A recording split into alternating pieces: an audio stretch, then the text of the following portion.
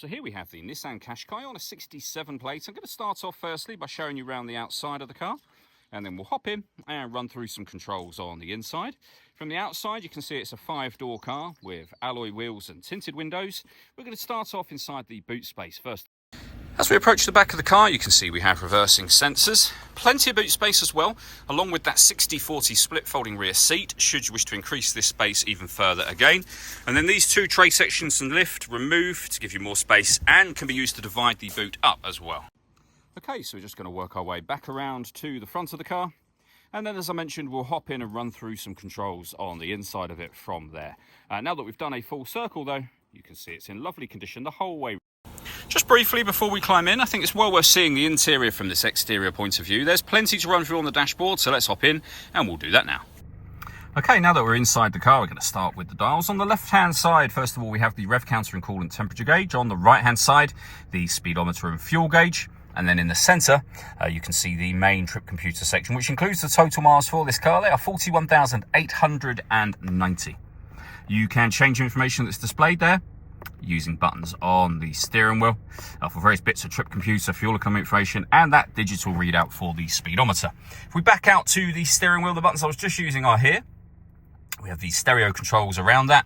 Over on the right hand side, cruise control and speed limiter, and then phone controls at the bottom. The phone controls can only be used once you pair the phone up to the car, and that is done over on the touchscreen in the center. Hit the phone button and then connect, and then you'd pair a new device from there.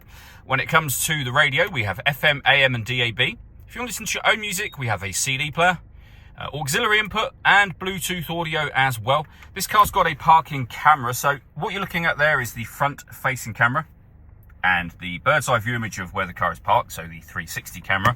If we pop the car into reverse, you get a reversing camera.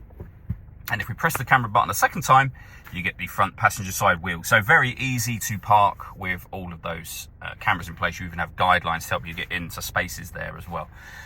Over on the right hand side, we have our setup menu.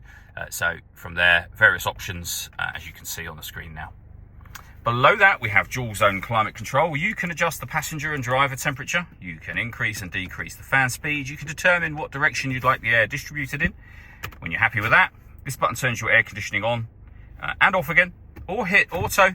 The car will then maintain the temperatures that you've asked for by taking full control of the fan speed and direction of the air for you. You can override that manually whenever you wish to. We have a 12-volt charging socket, electronic handbrake with an auto hold function, and your 6-speed manual gearbox.